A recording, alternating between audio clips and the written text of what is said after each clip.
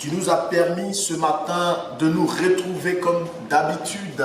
Nous voudrions te rendre toute la gloire, car la Bible déclare que aucun homme sur la terre n'est maître de son souffle. Pour nous dire que nous n'avons pas le pouvoir sur notre propre vie, c'est toi qui as le pouvoir sur notre vie. Nous voudrons te dire merci parce que tu es le même hier, aujourd'hui, éternellement. Et que tu entends les cris de tes enfants et tu voles à leur secours. Seigneur, nous voulons te dire merci parce que la Bible déclare que tu es un Dieu de temps, tu es un Dieu de circonstances et tu es un Dieu qui te manifeste. Je voudrais te dire merci pour les frères, merci pour les sœurs, merci pour tout le monde entier. Merci pour notre Côte d'Ivoire particulièrement, notre nation, notre beau pays. Nous voudrions te dire merci pour les hommes de Dieu, merci pour les servants de Dieu, merci pour les enfants de Dieu, merci pour tous ceux dans la vérité du cœur, la vérité de l'esprit, la vérité d'action, qui confessent ton nom comme Seigneur et Sauveur personnel. Béni sois-tu, Seigneur, Elohim d'Israël, pour tous ceux qui font l'effort de te chercher et de te connaître au nom de Jésus-Christ. Je voudrais proclamer que ce matin, la vie de quelqu'un soit visitée par le nom puissant de Jésus. Je voudrais proclamer que la vie de quelqu'un soit touchée par la main de l'Éternel. Je voudrais proclamer que la guérison se répand dans la vie de quelqu'un. Je voudrais proclamer que l'Éternel Dieu déverse sa grâce sur notre pays, sur notre nation. Et je voudrais, mon Dieu, que tu te souviennes du monde entier parce que nous avons des frères et des sœurs dans le monde entier. Et nous voulons bénir ton nom de ce que Jésus, tu essuies les larmes de quelqu'un. Je veux te bénir de ce que tu surprends quelqu'un. Je veux te bénir de ce que tu visites quelqu'un dans sa situation et tu rends l'impossible possible à la personne. Car tu as dit, tu es le Dieu de l'impossibilité. Là où les hommes disent c'est fini, là où les hommes ont jeté dehors, là où les hommes ont abandonné, c'est là où toi Dieu tu te glorifies et tu te manifestes. Shalom, shalom à vous ce matin. Bien-aimés frères, ce matin nous allons méditer un tant soit peu la parole de Dieu. Cette parole qui nous fera du bien certainement. Et je voudrais dire merci à tous nos frères et sœurs qui nous prennent en marche, de près ou de loin. Je voudrais saluer tous nos enfants qui nous suivent de près comme de loin. Ce matin, nous allons poursuivre dans toute notre méditation habituelle, dans les semaines comme dans les fins de semaine, c'est-à-dire les dimanches. Ce matin, nous allons parler d'un thème simplement, garde ta lampe allumée. Garder sa lampe allumée, c'est très important pour Dieu. Et notre exhortation est tirée de l'évangile selon Matthieu, le chapitre 25, son verset 1 à 13. Et là, nous allons lire ce passage ce matin dans la Bible, la parole vivante. Alors le royaume des cieux ressemblera à ceci. Dieu présente le royaume des cieux d'une manière physique. 10 jeunes filles prennent leur lampe. 10 jeunes filles prennent leur lampe. Et elles sortent pour aller à la rencontre du marié. Ça dit ça, c'est exceptionnel quoi. 10 jeunes filles sortent pour aller à la rencontre du marié. Ça dit un marié avec 10 jeunes filles. C'est exceptionnel, vous comprenez? Ce n'est pas l'idée de dire que nous devons nous marier à 10 jeunes filles. Ce n'est pas dans ce contexte. C'est que d'entre elles sont imprudentes et c'est que d'entre elles sont sages. Les jeunes filles imprudentes prennent leur lampe, mais elles n'emportent pas avec elles de réserve d'huile. Les jeunes filles sages prennent leur lampe et elles emportent de l'huile dans des récipients. Le marié ne vient pas tout de suite. Toutes les jeunes filles ont sommeil, elles s'endorment. Au milieu de la nuit, nous connaissons plus ou moins le milieu de la nuit, on peut dire à minuit. Nous sommes au milieu de la nuit, c'est-à-dire nous sommes à la fois un peu la nuit, nous sommes à la fois un peu matin. Donc, les scientifiques disent que c'est le jour, quand on est à minuit. Donc, au milieu de la nuit, on peut prendre ça comme ça. Voilà. En attendant, on entend un cri. Voici le marié. Sortez pour aller à sa rencontre. Verset 7. Alors toutes les jeunes filles se réveillèrent. Je vous l'ai dit en sursaut. Elles préparaient leurs lampes. Les imprudentes disent aux sages, nos lampes s'éteignent. Donnez-nous un peu de votre huile. Mais les sages leur répondent, non, il n'y en a pas assez pour nous et pour vous. Allez plutôt chez les commerçants et achetez de l'huile pour vous. Allez chez les commerçants et en achetez. Les imprudents vont donc acheter de l'huile. Mais pendant ce temps, le marié arrive. Les jeunes filles qui sont prêtes excusez-moi, entrent avec lui dans la salle du mariage. Et on ferme la porte. Verset 11. Plus tard, les autres jeunes filles arrivent et elles disent, Seigneur, Seigneur, ouvre-nous la porte. Mais le marié répond, je vous le dis, c'est la vérité. Je ne vous connais pas. Et Jésus ajoute, restez donc éveillés, parce que vous ne connaissez ni le jour ni l'heure. Nous allons lire la Sainte Bible. Ça, c'était la parole vivante. Nous allons lire la Sainte Bible. Le royaume des cieux sera semblable à 10 vierges qui, ayant pris leur lampe, allèrent à la rencontre de l'époux. 5 d'entre elles étaient folles et 5 sages. Les folles, en prenant les lampes, ne prirent point d'huile avec elles. Mais les sages prirent avec leurs lampes de l'huile dans les vases. Comme le pouls tardait, toutes s'assoupirent et s'endormirent.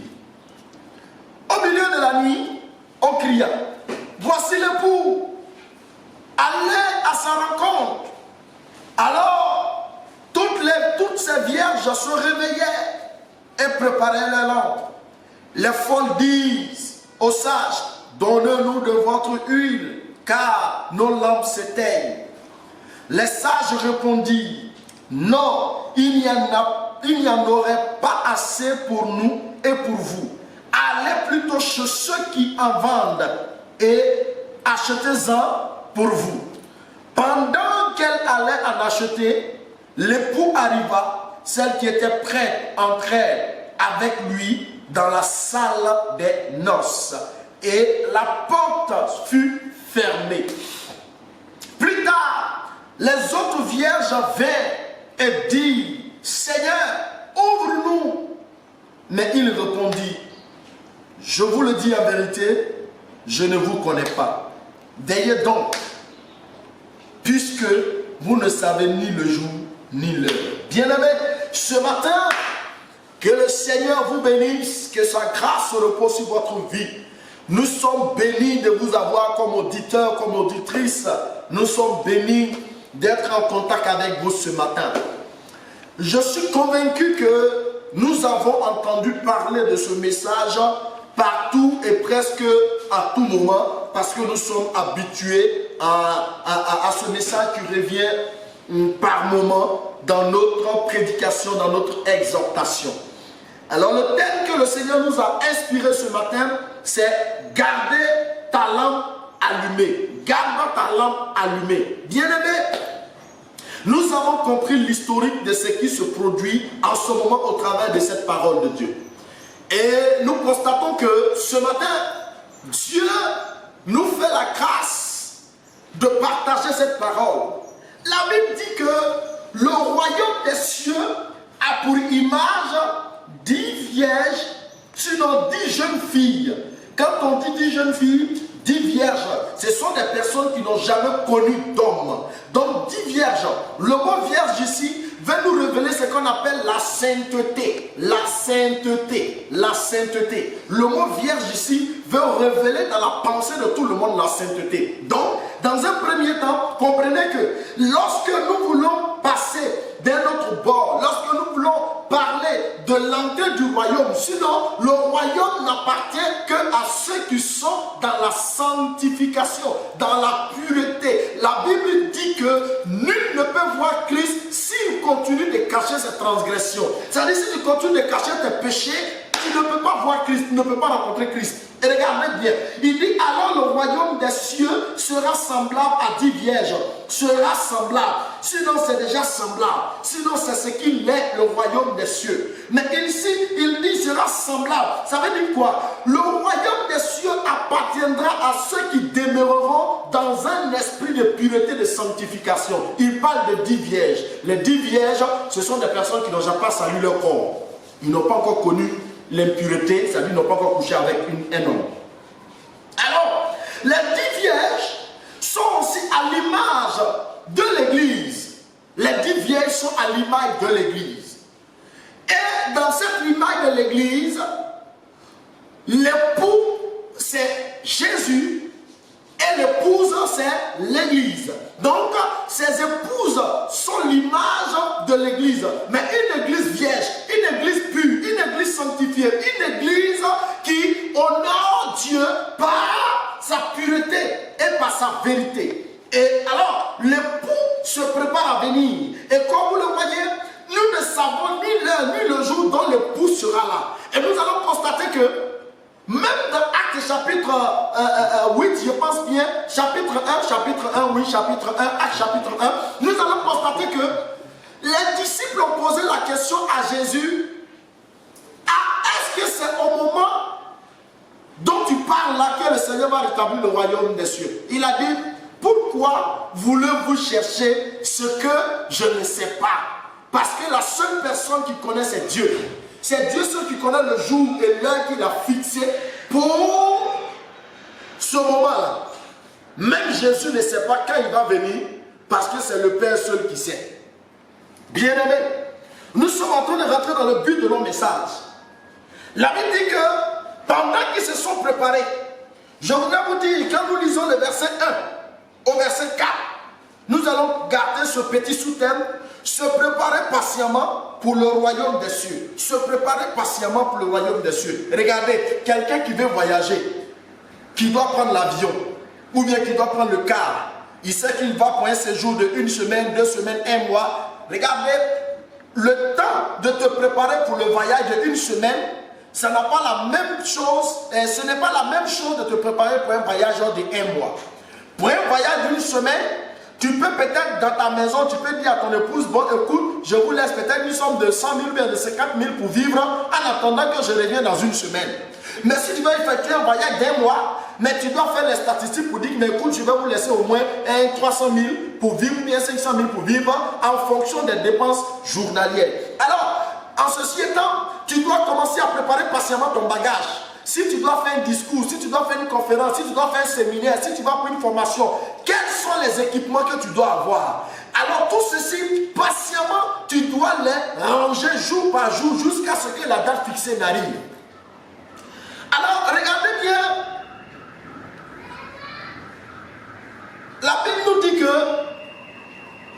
ces personnes sont venues et voici que rien d'autre n'existait. Pendant qu'ils se préparaient, pendant que ces femmes, les 5 sages et les 5 folles se préparaient, quelque chose s'est produit. La Bible nous dit que les 5 folles, qu'on appelle les 5 imprudentes, elles ont pris les lampes. Et quand elles ont pris les lampes, il n'y avait pas assez d'huile. Mais elles ont mis dans leur esprit que l'huile qu'elles ont dans la lampe, certainement, ça va suffire parce que l'épouse va venir tout à l'heure. Et l'époux va venir tout à l'heure. Mais voici les 5 sages. Elles ont réfléchi et dit, mais on ne sait jamais. On ne sait jamais. Donc là, par mesure de prudence, il faut prendre un peu d'huile pour accompagner déjà ce que nous avons dans la lampe. Je voulais dire quoi? Bien-aimé, Nous sommes, je dirais, deux catégories de chrétiens. Deux catégories de chrétiens, pour ne pas dire deux catégories d'église, pour ne pas dire deux catégories de louangeurs et autres.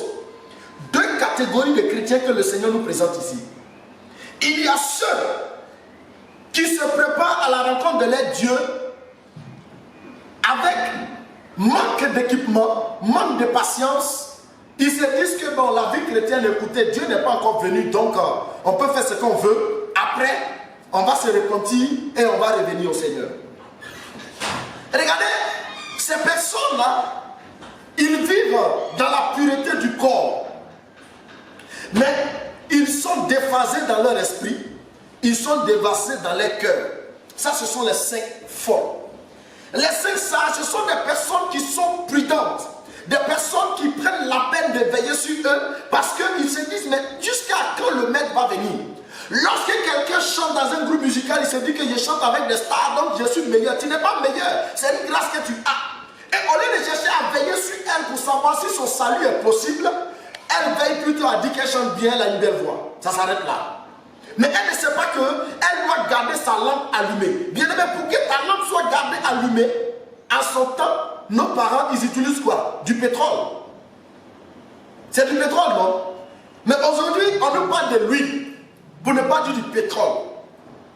Pour nous dire en quelque sorte que les mots employés ici sont un peu dans les sens, qu'on appelle dans les sens figurés, pas les sens propres. Parce qu'il parle de l'huile. Et à l'église, nous utilisons l'huile. L'huile pour faire quoi? L'huile pour consacrer l'une maison, pour consacrer un pasteur, pour prier pour quelqu'un, nous utilisons l'huile. Donc vous allez comprendre que la lampe dont elle est en train de parler, c'est la vie du chrétien. La lampe dont elle est en train de parler, c'est ma vie, c'est ta vie. Donc cette lampe, il doit en garder en elle de l'huile. Et s'il a manqué de l'huile, il faut en acheter. Mais la chose la plus intéressante, c'est que ici, l'image est qu'on doit aller en acheter soit à une station, soit dans une boutique. Mais réellement, avec Jésus-Christ, il a dit dans le livre d'Ésaïe, il dit, vous tous qui avez soif, par exemple, venez, buvez sans payer. Donc l'image ici, il nous dit qu'il faut aller payer. Mais en quelque sorte, ce n'est pas payer avec de l'argent, mais il faut aller plutôt avec le prix que le Seigneur a déjà payé pour toi. Toi-même, il faut en payer le prix. Et le prix que tu dois payer, c'est que tu dois faire l'effort de garder la lampe allumée. Et l'effort que tu dois fournir, c'est de te retrouver toujours dans la méditation de la parole de Dieu. C'est de te retrouver toujours à écouter des enseignements qui vont t'édifier, des enseignements qui vont te transformer, des enseignements qui vont te transfigurer, des enseignements qui vont booster ta vie, des enseignements qui vont ouvrir des portes à ta vie, des enseignements qui vont changer des données dans ta vie, des enseignements qui vont te propulser en avant, mais pas des enseignements qui vont te faire régresser. Alors la Bible nous dit quoi? Voici dans le verset 5 à 6, nous avons l'arrivée surprise, sinon l'arrivée tard de l'époux. Le verset 5 à 6 nous dit, comme l'époux tardait, tout s'assoupit. Mais avant ça, comme je t'ai le dit tout à l'heure, il dit, dans son verset 4, il dit, mais les sages ont pris avec leur lampe de l'huile dans des vases. Nous sommes des vases. Nous sommes des vases. Nous sommes des vases, bien-aimés. Comme l'époux tardait, tout s'assoupit. Ils ont commencé à somnoler. Et quelque temps après, ils se sont endormis parce que l'époux tardait. Le verset 6 nous dit, au milieu de la nuit, on cria, voici l'époux, allez à sa rencontre. Regardez bien, voici l'époux, allez à sa rencontre. Une phrase exclamative, voici l'époux, allez à sa rencontre. Voici l'époux, allez à sa rencontre. Ça dit quoi? Nous n'avons pas de temps à perdre pour aller à la rencontre de l'époux. Bien-aimé, la Bible nous dit que l'époux est arrivé par surprise. Sinon, il est arrivé tard. C'est le deuxième petit point dans notre grand thème, garder ta lampe allumée. Je voudrais dire, Pourquoi ta lampe, tu dois veiller à ce que cette lampe soit toujours allumée? La Bible nous dit quoi? Il dit veiller sur soi-même. Regardez, il y a tellement de choses qui peuvent éteindre la lampe. Nous pouvons en citer.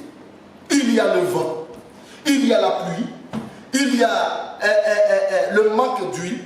Ça veut dire quoi? L'huile est en quelque sorte la foi que nous avons.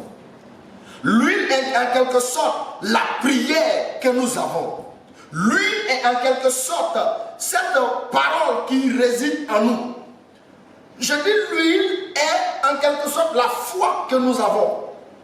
Parce que si nous prions que nous n'avons pas la foi, cette prière n'a pas de sens. Si nous méditons sa parole, que nous n'avons pas la foi, cette parole n'a pas d'effet.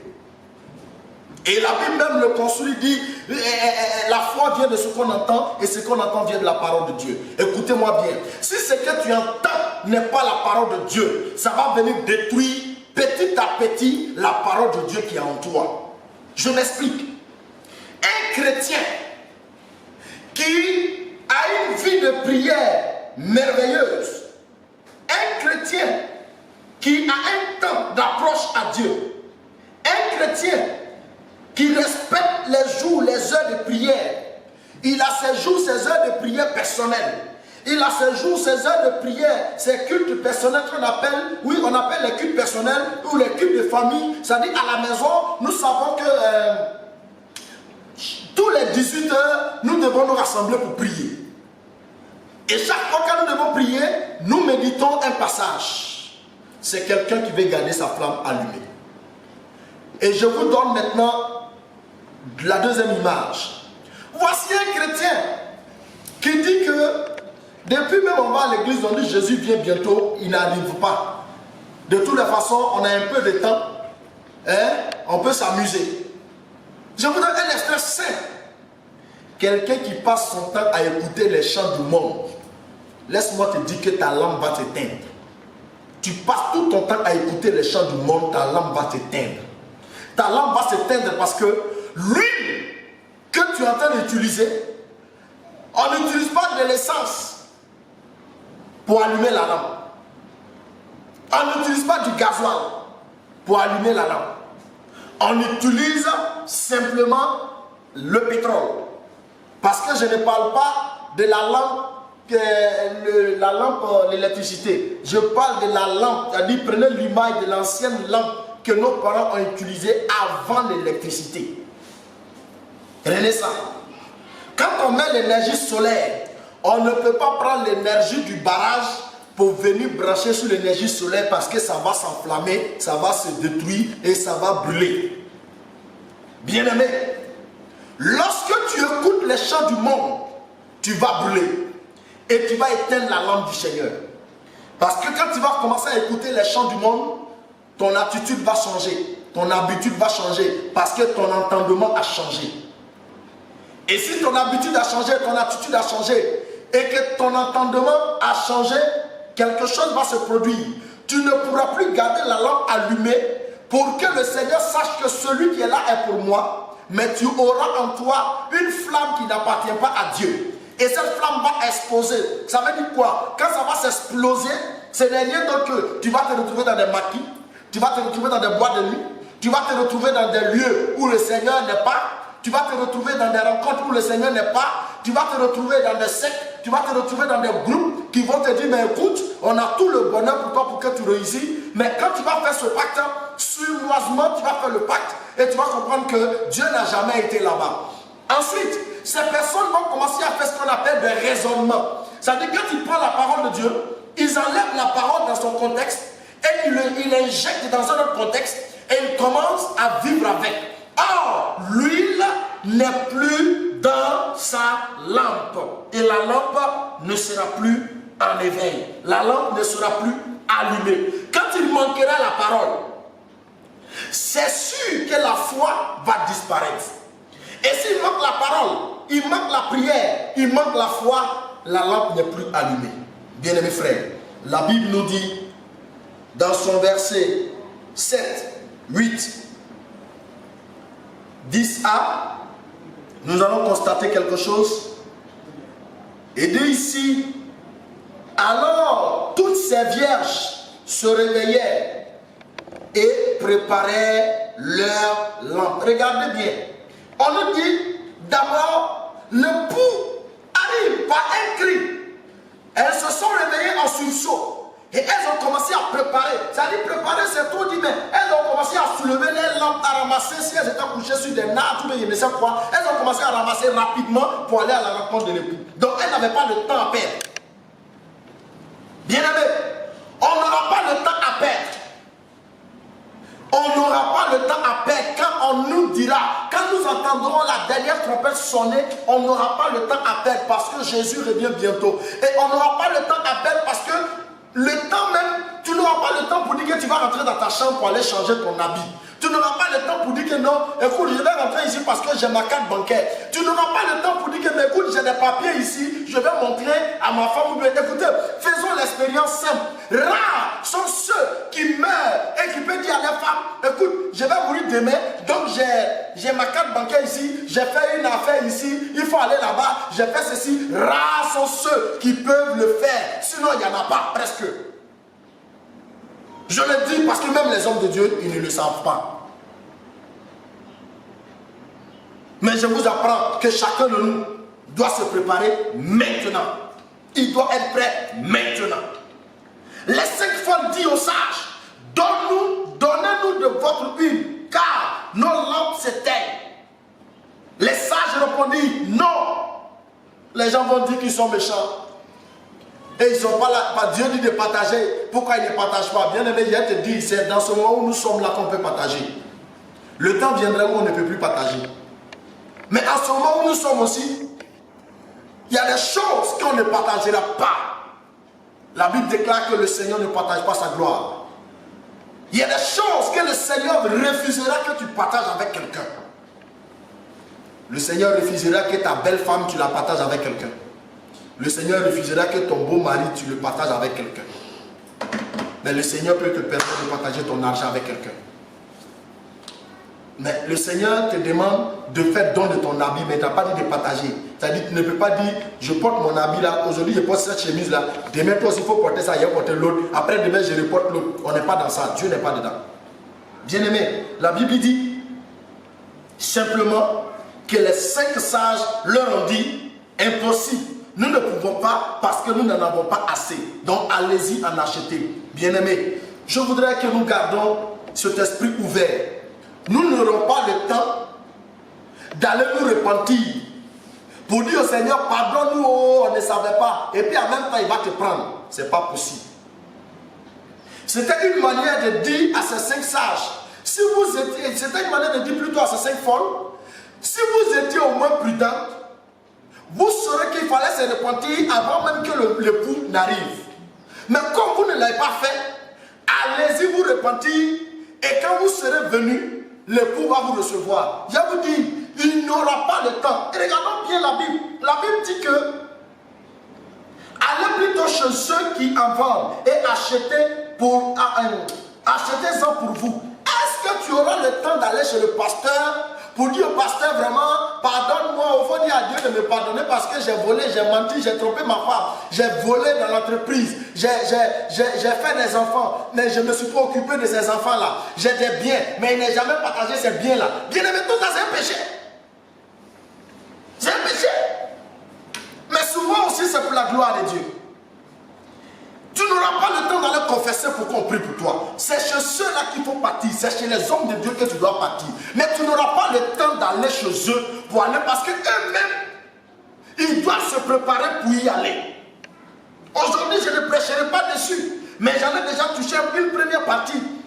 Selon Jérémie, quand le Seigneur dit ceux qui invoquent ceux qui vont prophétiser, plusieurs vont prophétiser à mon nom, plusieurs prennent mon nom pour prophétiser, mais je ne suis pas avec eux, je ne suis pas dedans, je ne les ai pas envoyés. Bien aimé, nous avons plusieurs qui prêchent la parole de Dieu, nous avons plusieurs qui prophétisent, mais nous avons la majorité qui ne sont pas de Dieu, parce que ceux qui sont de Dieu sont cachés. Ceux qui ne sont pas de Dieu flambent en tout bord de champ. Et ceux on les acclame, on les donne tous les honneurs. Mais la Bible dit, nous les connaîtrons par leurs fruits. Ça dit par les actes, par les œuvres. Quand Dieu dit on va à gauche, et ils disent que Dieu dit on va à droite. Et on les acclame. comment vous pouvez réfléchir? La Bible dit que si tu dis, mais ça vous fait plaisir de vous promener d'église en église où on vous demande de donner 300 000 pour qu'on prenne votre nom et après qu'on va vous appeler pour que le pasteur vous reçoive. Nous ne sommes pas ce genre d'ambassadeurs du monde. Ce n'est pas biblique. Même au temps du prophète Élisée, lorsque le berger a perdu sa brebis, ils ont cherché, ils ne trouvaient pas. Et l'autre lui a dit, mais il y a un prophète dans la ville, allons le voir. Il dit, on ne peut aller à la maison d'un homme faible, on ne peut pas aller voir un homme de Dieu les mains vides. Il a demandé, mais qu'est-ce que tu as? Il dit, mais j'ai un sachet d'haricots. Il dit, il faut prendre, ça va partir. Un sachet d'haricots, ça coûte combien? Un sachet d'haricots, c'est disons 1 kilo d'haricots. 1 kilo de sachet d'haricots. Donc ça veut dire quoi? Ce que le Seigneur t'a mis à cœur, tu vas, tu dors. C'est pour dire quoi? C'est pour dire que l'homme de Dieu est quelqu'un aussi qui travaille. Non, on a besoin aussi de bénir pour qu'il puisse vivre, pour avoir de l'énergie pour continuer le travail qu'il fait. Parce que c'est un service de Dieu. Et Dieu utilisera celui à qui il donne pour venir vers ses serviteurs pour les bénir. Je ne vais pas prêcher sur ce message, mais je suis en train de vous interpeller pour dire, même nous les hommes de Dieu, nous devons nous préparer à garder notre lampe allumée. Nous pouvons éteindre la lampe par le péché. Nous pouvons éteindre la lampe par les vents impétueux. Nous pouvons éteindre la lampe par les soucis. Nous pouvons éteindre la lampe par l'orgueil. Nous pouvons éteindre la lampe par l'hypocrisie. Nous pouvons éteindre la lampe par la méchanceté du cœur. Nous pouvons éteindre notre lampe. Plusieurs d'entre nous, nous sommes à l'église. Plusieurs d'entre nous, nous prêchons. Plusieurs d'entre nous, nous évangélisons. Plusieurs d'entre nous, nous sommes en train de... Nous démontrons notre face aux humains que nous sommes bien gentils. Nous sommes en fait irréprochables. Mais dans notre cœur, dans notre esprit, le Seigneur nous en veut parce que nous sommes réprochables. C'est de ça qu'il s'agit. Ce n'est pas l'honneur des hommes qu'il faut chercher, mais c'est l'honneur de Dieu qu'il faut chercher. La Bible dit, que nous sera-t-il de gagner le monde avec tout ce qu'on a et perdre notre âme? Ta belle voiture n'ira pas au ciel. Ta belle maison n'ira pas au ciel. La plus belle femme que tu te jalouses dessus chaque jour, elle n'ira pas au ciel avec toi. Le plus beau garçon que tu te jalouses de lui, chaque jour, à cause de ça, tu fais palabre à bout de champ, n'ira pas au ciel avec toi. Il ira seul, tu l'iras seul. Et arrivé là-bas, il n'y a plus de mariage. Le seul mariage, c'est de ça que je suis en train de parler. Le seul mariage qu'il va exister, c'est le mariage de Jésus et son église. Et tu es l'église. Donc c'est ce seul mariage qui va exister. Mais ce mariage, penses-tu que tu seras digne d'être dans ce foyer? La question, on va la répondre. La patience sans équipement est une perte. Parce que si j'ai dû patienter, la patience sans équipement, c'est une perte. La patience sans dossier, c'est une perte. Quelqu'un qui doit aller passer un examen, il laisse sa convocation à la maison. Et il s'en va, on dit, il n'est pas encore l'heure, il est assis. Jusqu'à l'heure arrive, on dit, bon, présentez la convocation. Il dit, j'ai la photocopie, mais je n'ai pas l'original. Qui a dit qu'ils vont prendre la photocopie? Alléluia. Ils ne vont pas prendre la photocopie. Tout ce qu'on recherche, c'est l'original. C'est de ça qu'il s'agit. Patienter sans équipement, c'est une perte. Je viens à l'église, je perds mon temps, mais en réalité, mon cœur, mon esprit n'est pas dans ce que je suis en train de venir faire. La seule chose que je recherche est que Dieu me donne le travail, il me donne l'argent, il me donne le mariage, il me donne le voyage, il me donne les grands postes pour que je sois meilleur, pour que tout le monde dise que j'ai réussi, je suis béni. Dieu n'est pas dans ça. Mais c'est son projet pour toi. Mais il n'est pas dans ça. Le souci qu'il veut que tu cherches, c'est de savoir, après tout ce matériel-là, mais sur la terre ici, là, est-ce que si je mourais même, je pourrais te sauver? C'est la grande question. C'est la grande question. Que tu sois pasteur, que tu sois apôtre, que tu sois prêtre. Parce que prêtre, c'est la même chose comme pasteur. que tu sois évangéliste, que tu sois prophète, que tu sois docteur. Excusez-moi, mais est-ce que ce que nous sommes en train de prêcher, c'est pour notre gloire ou bien c'est pour la gloire de Dieu? Est-ce que nous prêchons Jésus ou bien nous prêchons nous-mêmes? Nous prêchons, aujourd'hui, nous sommes lésés. Oui, nous sommes lésés en tant que des hommes de Dieu. Nous nous sentons lésés dans ce moment parce que ce n'est pas le fait qu'il n'y a pas à manger chez nous-mêmes. Ce n'est pas le fait qu'il n'y a pas à manger chez nous. Mais ça dit, on a l'impression qu'on est en train de perdre l'onction. On a l'impression qu'on est en train de perdre la puissance de Dieu. On a l'impression qu'on n'a plus d'onction. On a l'impression que Dieu n'est plus là. Dieu est là. Dieu est là. Parce que on ne voit plus le peuple afin de lui libérer des paroles de prophétie. Mais écoute, le temps est venu de manger à nouveau le rouleau pour prophétiser à nouveau. C'est le temps de méditer la parole pour allumer la lampe correctement, pour avoir la transformation afin que notre vie puisse glorifier Dieu, mais à la fois notre vie soit sauvée. Ça nous dérange quand on prêche et puis les gens ne nous acclament pas. Et aujourd'hui, je sais que ça nous dérange tous. Quand ils sont assis maintenant, pourquoi y aller faire le direct? Il n'y a même pas quelqu'un derrière moi. Il n'y a pas chant, il n'y a pas peu, mais il y a les anges. Et tu dois être heureux et si fier. Parce qu'au ciel là-bas, tu n'auras pas quelqu'un pour être derrière toi. Le jour où tu seras enlevé, les chants ne vont pas t'accompagner pour aller vers Jésus. Le jour où tu seras enlevé, le peuple ne t'accompagnera pas. C'est-à-dire chacun sera dans son chacun. Bien-aimés frères, le plus grand milliardaire de ce monde est mort. Son argent n'a pas accompagné. Ses lingots d'or ne l'ont pas accompagné. Ses maisons de, je ne sais, luxueux, de milliards ne l'ont pas accompagné. La voiture la plus chère du monde qu'il en ait payée ne l'a pas accompagné. Je voudrais nous dire simplement que nous ne sommes rien face à Dieu. Nous ne sommes que des feuilles mortes. C'est la grâce de Dieu. Si tu en es, donne pour la gloire de Dieu. Si tu n'en as pas, bénis Dieu. Mais nous poursuivons. Quand nous lisons dans son verset 10a, il dit, pendant qu'elle allait en acheter, l'épouse arriva. Vous voyez, pendant qu'elle allait en acheter, l'épouse arriva. Le dilemme est que elle va en acheter, ou bien elle retourne pour aller rencontrer l'époux. Personnellement, j'aurais décidé d'aller avec les autres. Pour dire, bon, comme nous, notre lampe est éteinte et que vous, votre lampe est allumée, allons-y ensemble. On va rencontrer l'époux. Ou bien c'est pas comme ça. Mais je dirais que non, c'est pas possible. Parce que la condition est très simple. Lorsque dans une maison, deux, monsieur et madame existent, la Bible dit que quand l'enlèvement va se produire, deux qui sont ensemble sur le lit, il y a un qui va partir et puis il y a un qui va rester. Celui qui est parti, c'est sa lampe qui est toujours allumée. Celui qui est resté, ça veut dire que sa lampe est éteinte. Ça veut dire qu'il est dans les ténèbres, donc il n'est pas dans la lumière. Donc la condition est que chaque vierge, chaque femme devait avoir sa lampe.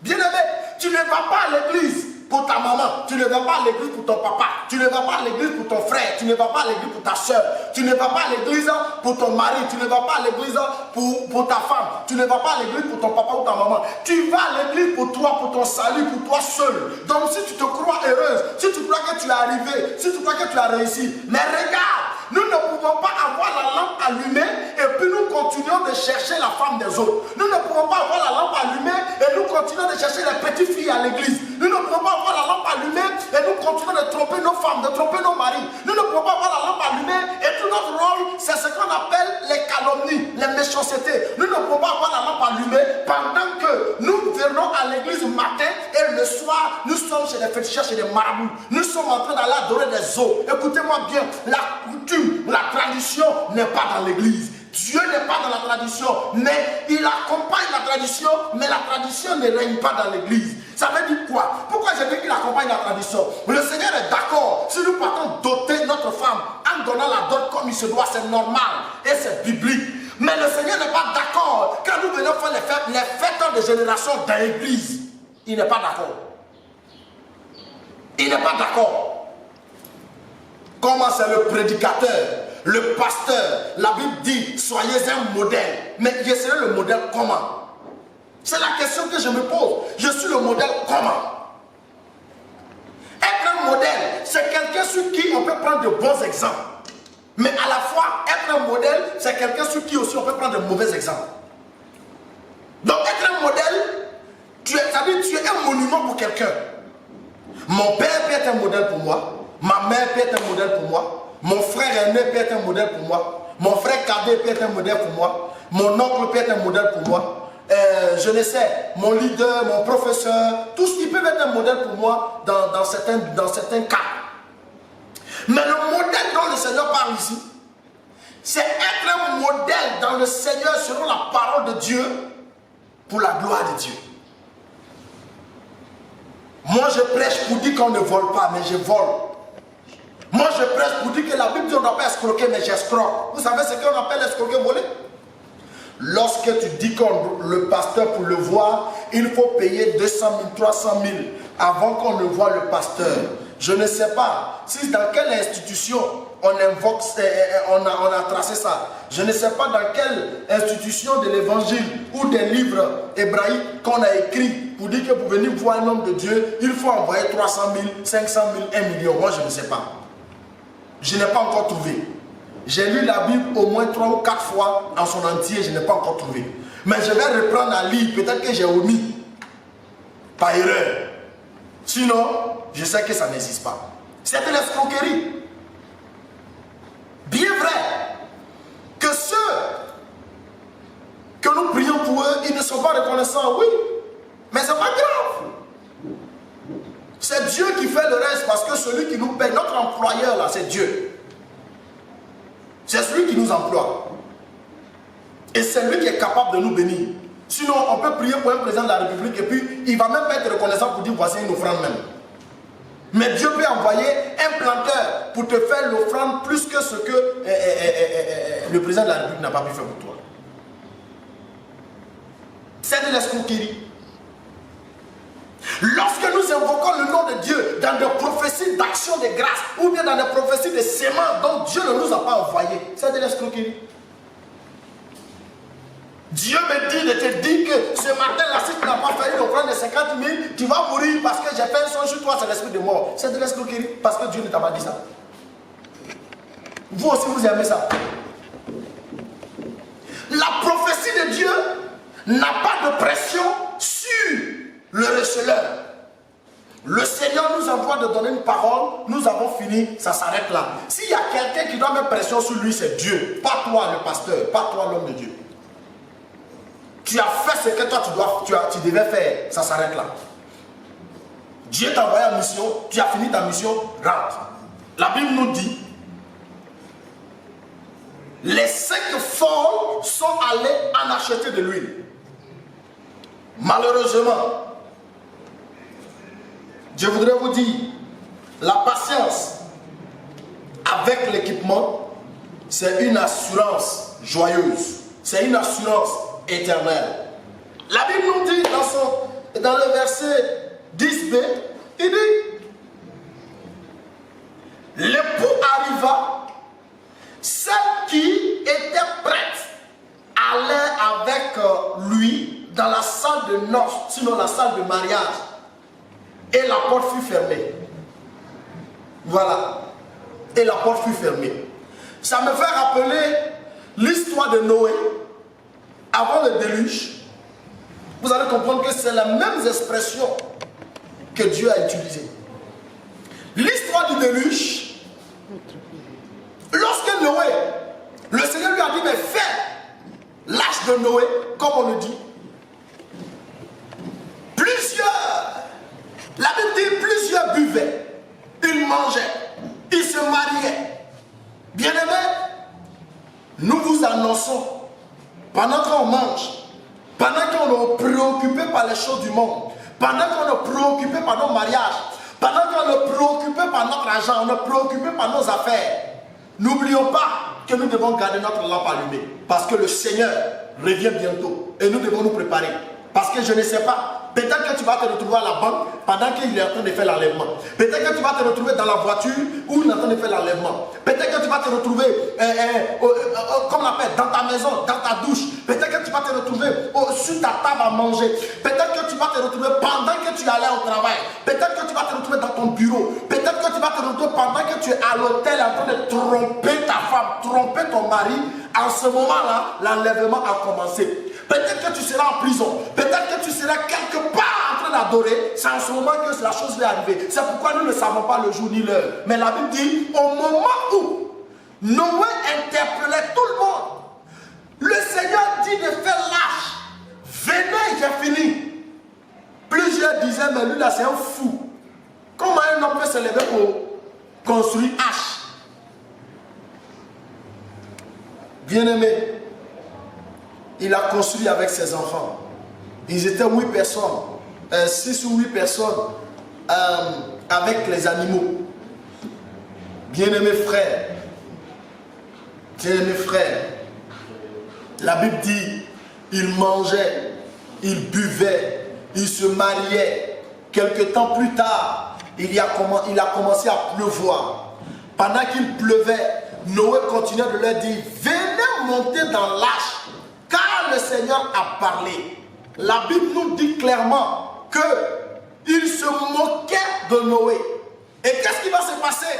Comme cela est écrit ici, la Bible dit que lorsque l'époux entra avec les 5 sages, la porte fut fermée. La porte de la salle fut fermée. Et la Bible nous dit que Dieu ferma la porte de l'arche de Noé pendant qu'il poussa Noé pour jeter dedans là-bas. Il a fermé la porte.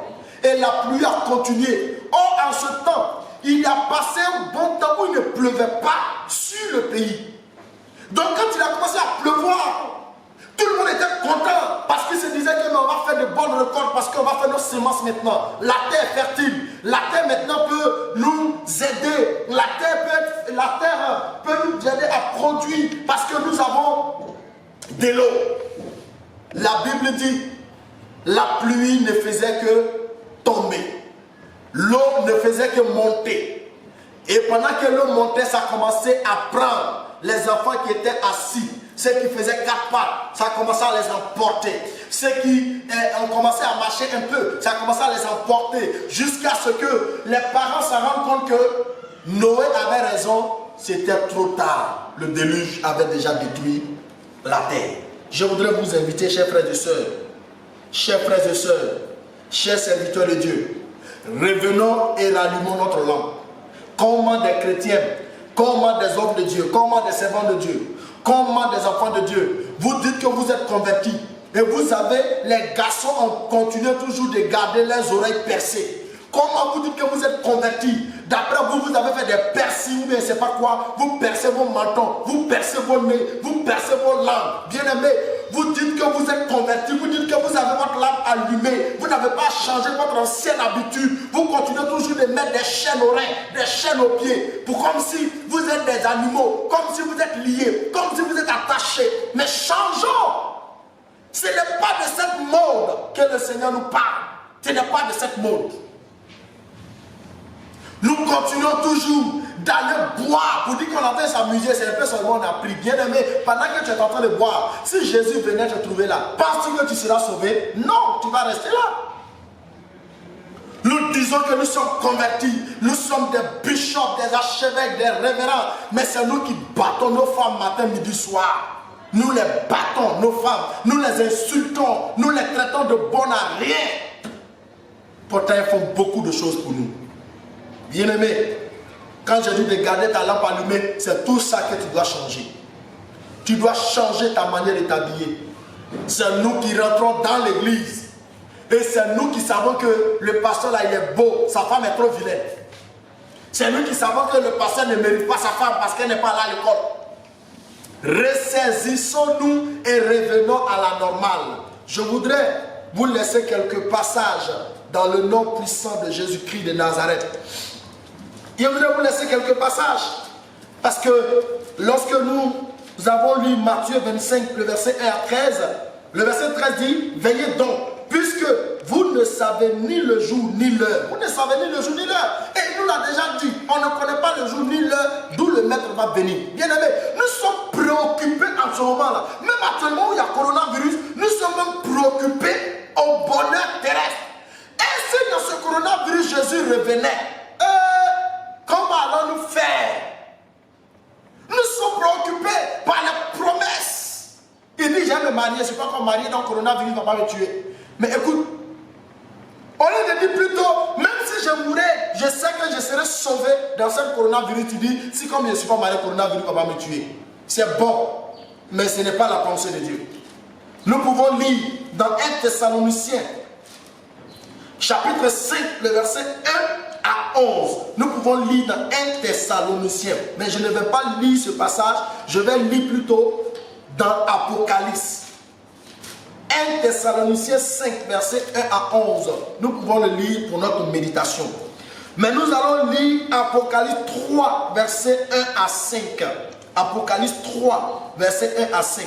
Et nous allons continuer de lire Apocalypse pour terminer nos messages de ce matin. Apocalypse 3, verset 1 à 5. Voici ce qu'il est écrit. Écrit à l'âme de l'église de Sardes. Vous voyez, écrit à l'âme de l'église de Sardes. Voici ce que dit celui qui a les 7 esprits de Dieu, les 7 étoiles. Je connais tes œuvres. Je sais que tu passes pour être vivant. Écoutez bien. Je sais que tu passes pour être vivant. Je sais que tu passes pour être en éveil. Je sais que tu passes pour être un homme de prière, une femme de prière. Mais dans le secret, tu fais du bruit, mais tu ne plais pas à Dieu. On te voit prier. On te voit gêner, mais dans ton cœur, tu ne veux même pas même que celui qui est à côté de toi puisse réussir. Tu n'es pas vivant. Ta lampe n'est pas à commencer à s'éteindre.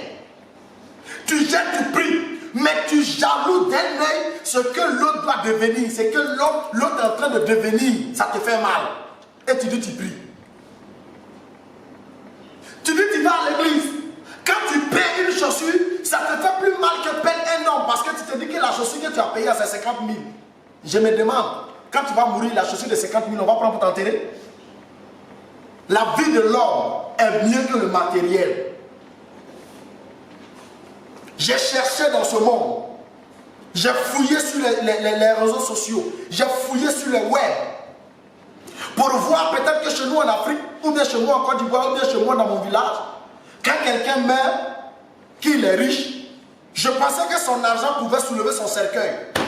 Je pensais que son argent pouvait percer la terre pour l'enterrer. Et je pensais qu'on n'allait pas l'enterrer dans la terre, mais on allait l'enterrer dans les cieux. Mais j'ai fouillé dans le monde entier. Riche ou pauvre, il y a un seul mot, cercueil. Il y a un deuxième mot, la terre. Il y a un troisième mot, la mort. Et il y a 2 autres mots, l'enfer ou le paradis. Si tu es béni, que tu ne peux pas faire du bien aux gens, tu ne l'as pas au ciel avec. Si tu es prospère, que tu ne peux pas faire du bien aux autres. Moi, je ne sais pas ce que tu fais ta prière. Pendant que tu pries, quelqu'un à côté de toi a faim. Tu pouvais simplement dire, ah, voici au moins 1 kilo de riz. Tu viens à l'église, tu cries matin, midi, soir, oh mon pasteur. Maintenant qu'on est dans le confinement et qu'il n'y a plus l'église qui est fermée, tu oublies même que ton pasteur doit manger. Tu oublies même que ton pasteur paye sa maison. Tu oublies même que ton pasteur paye ses factures. Et on est là. Le pasteur, il a la foi. Oui. La foi du pasteur existe. Mais c'est par toi que Dieu va rendre sa foi évidente. C'est par toi que Dieu va le bénir. En plus de cela, toi, ta foi, pour prospérer, pour être béni, ça est sur Dieu. Mais c'est par la prière du pasteur que tu te crois en avant. Pourquoi? Parce que le pasteur est habilité à déraciner des démons de ta vie que toi, tu ne peux pas déraciner. Le pasteur est expert dans le domaine dont toi tu n'es pas expert, mais toi tu es expert dans un autre domaine. Dieu t'a béni, tu prospères. C'est un expert que le pasteur n'en a pas, que tu dois lui donner. Et tu dois donner à l'église d'avancer. Il dit, tu crois que tu es vivante, mais tu n'es pas vivant. Et tu es mort. Voilà, tu crois que tu es vivant, mais tu es mort. Beaucoup chrétiens pensent qu'ils sont chrétiens. Ils pensent que Dieu est avec eux encore. Dieu n'est plus avec eux. Et Dieu ne sera pas avec eux tant qu'ils ne reviennent pas sur les premiers pas. Ils ne reviennent pas sur les premiers amours. Beaucoup de personnes sont assis chez eux. Quand tu les vois, tu dis, mon frère, donne ta vie à Jésus, dis, je suis catholique. Catholique même souffre. Tout le monde est catholique. Quand tu dis, bah, je suis chrétien, tu es chrétien non pratiquant, tu es catholique non pratiquant. Le prêtre même ne te connaît même pas. Le pasteur même ne te connaît même pas. Ça veut dire que tout le monde va à l'église les 1er janvier et les 24, Noël. C'est là qu'il est chrétien. À part ça, il n'a plus de problème parce qu'il s'est dit qu'il a l'argent, il a sa maison, il a sa voiture. Tu n'as pas le temps pour juste prier Dieu. Tu n'as pas le temps pour appeler ton pasteur pour lui dire vraiment, prie pour moi parce que à cause de mon boulot, je suis toujours parti, prie pour moi. Tu n'as pas le temps pour dire voici ma dîme, voici mon offrande, voici mon soutien pour l'œuvre de Dieu. Tu n'as pas le temps. Mais un temps n'est pas loin. Tu vas t'arrêter partout où tu es et tu auras le temps pour Dieu. Et Dieu aura le temps pour toi. Mais ce moment-là, je ne sais pas si tu seras parmi les 5 sages ou parmi les 5 folles. Parce que les 5 sages et les 5 folles, nous avons les 5 folles, la voie de l'enfer. Nous avons les 5 sages, la voie du paradis. À toi d'en choisir. Voilà ce qu'il dit. Sois vigilant. Et c'est de ça qu'il s'agit. Si les 5 folles étaient vigilantes, cela n'allait pas arriver. Sois affermi. Le reste qui est prêt de mourir. Si toi tu n'es pas vigilant, comment tu peux affermir les autres qui sont sur le point de mourir? Ça veut dire quoi? Toi qui as reçu le premier, sois vigilant, veille sur toi, marche comme un modèle pour les autres et aide-les à marcher dans la voie du Seigneur pour ne pas qu'ils perdent leur vie. Car je n'ai pas trouvé tes œuvres parfaites devant mon Dieu. Je n'ai pas trouvé tes œuvres parfaites devant mon Dieu. Ça, il parle à l'église. Il parle, l'ange de l'église de Sardes. Ça veut dire quoi? Il parle au pasteur de l'église de Sardes. Parce que c'est lui qui est l'ange.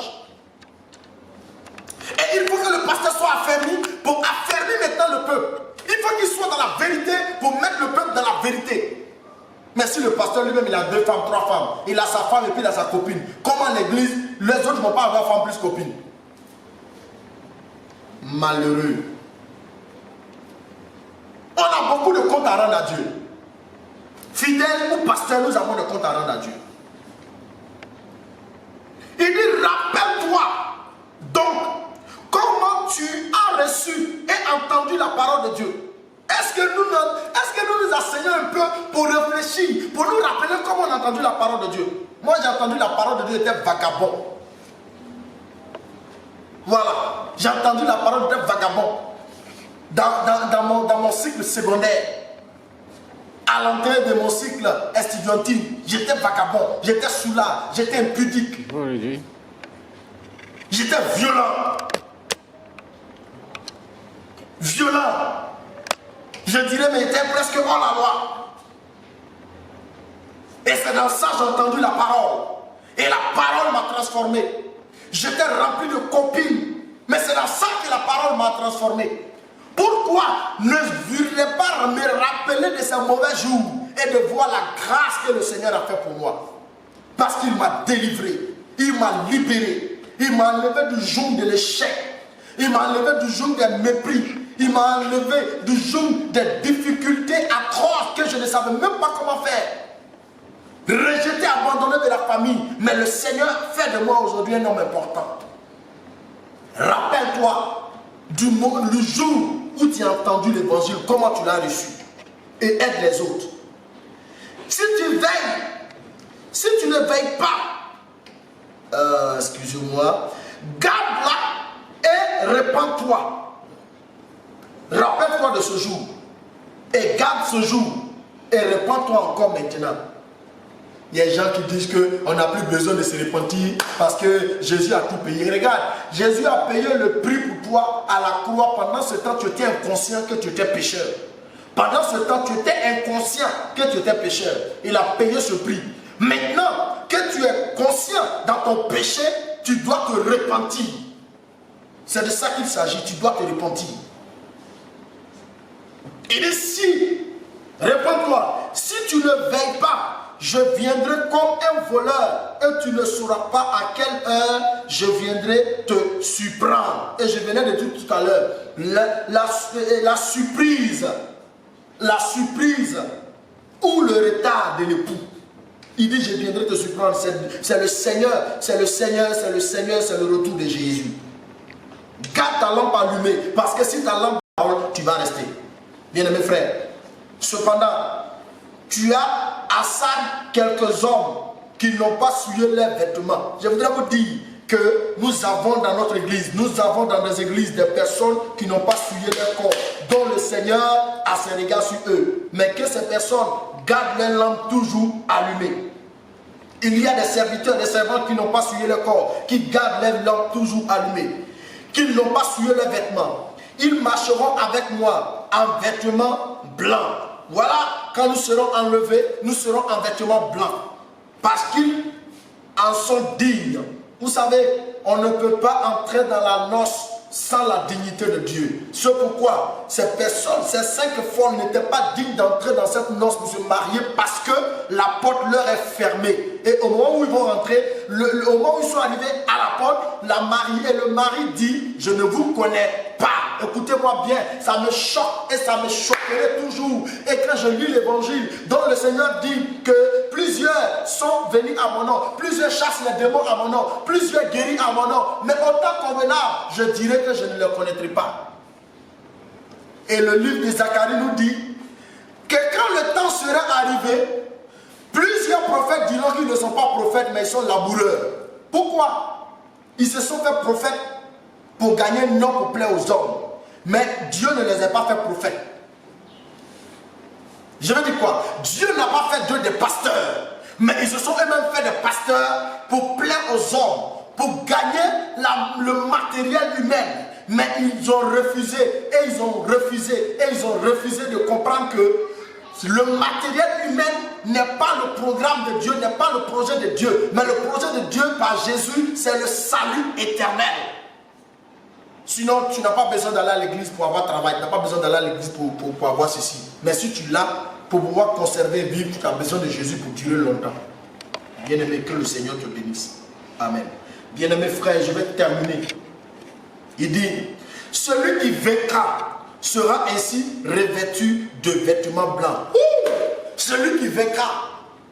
Bien-aimé, tu dois savoir que tout ce que j'ai dit jusqu'à là, nous sommes dans un combat. Parce que nous sommes dans ce monde, mais pas de ce monde. Et le monde nous attire beaucoup de choses. Et aujourd'hui, le matériel de ce monde nous attire. Les bonnes choses de ce monde nous attirent. Les belles choses de ce monde nous attirent. Mais la Bible dit à celui qui vaincra, si tu as vaincu, tu seras revêtu de ce vêtement blanc. Si tu as été vaincu, tu resteras à terre. Il dit, je n'effacerai point son nom du livre de vie. Je crois et je croirai que mon nom est mentionné dans le livre de vie jusqu'à la fin des temps. Je crois parce que je me ferai fort de vaincre le nom de Jésus. Et je crois que tu dois te faire fort de vaincre le nom de Jésus. Je confesserai son nom devant mon Père et devant ses anges. Que celui qui a des oreilles entende ce que dit l'Esprit dit à l'église. Que celui qui a des oreilles entende ce que l'Esprit dit aux églises. Bien-aimés frères, c'est malheureux de voir aujourd'hui des personnes qui chantent, qui confessent le nom de Jésus, qu'ils sont appelés de Dieu, ils sont serviteurs, servants de Dieu. Et quelques temps plus tard, pour une épreuve, la personne dit, mais est-ce que je dois continuer à suivre Jésus? C'est comme ça même, je vais me retirer pour aller réfléchir. Il n'y a plus de réflexion à partir que, il n'y a plus de réflexion du moment où tu as mis ta main à la charrue, il n'y a plus de réflexion. Lorsque tu décides de signer un contrat, ça veut dire que tu as pris le temps de lire, tu as pris le temps d'analyser, tu as pris le temps de regarder les articles, tu as pris le temps d'amender, ou tu as pris le temps d'observer, tu as trouvé cela bon pour toi et tu l'as signé. Et quand tu l'as signé, tu dois honorer de ton engagement. Bien-aimé, je voulais te dire, le jour où le Seigneur t'a appelé, il ne t'a pas obligé de le servir. Le jour où le Seigneur t'a choisi, il ne t'a pas obligé de le servir. Mais quand tu as dit oui, je veux le faire, tu n'as plus le choix, arriver au milieu de reculer pour dire que oui, moi je ne comprends pas, pourquoi c'est comme ça. La chose que tu dois comprendre, fouille dans ta vie, fouille dans ta vie, fouille dans ta vie, fouille dans ta vie, fouille dans ta vie ancestrale, fouille dans ta vie des hôtels familiales et commence à prier pour renverser, briser, détruire afin de poursuivre ta vie chrétienne. Sinon, ça ne changera rien chez Dieu parce que le contrat est déjà signé. Et si tu restes dans ça, que tu meurs, tu connais ton sort. Dieu te bénisse. Nous allons terminer avec quelques versets. Apocalypse chapitre 19, le verset 6 à 9. Nous allons terminer avec Apocalypse chapitre 19, verset 6 à 9. Il est écrit: et j'entendis comme la voix d'une foule nombreuse, comme un bruit de grosse eau. Bon, la plus grosse eau que nous pouvons entendre le bruit, c'est quoi? C'est la mer. C'est la mer. Et comme un bruit de forts coups de tonnerre, disant: Alléluia!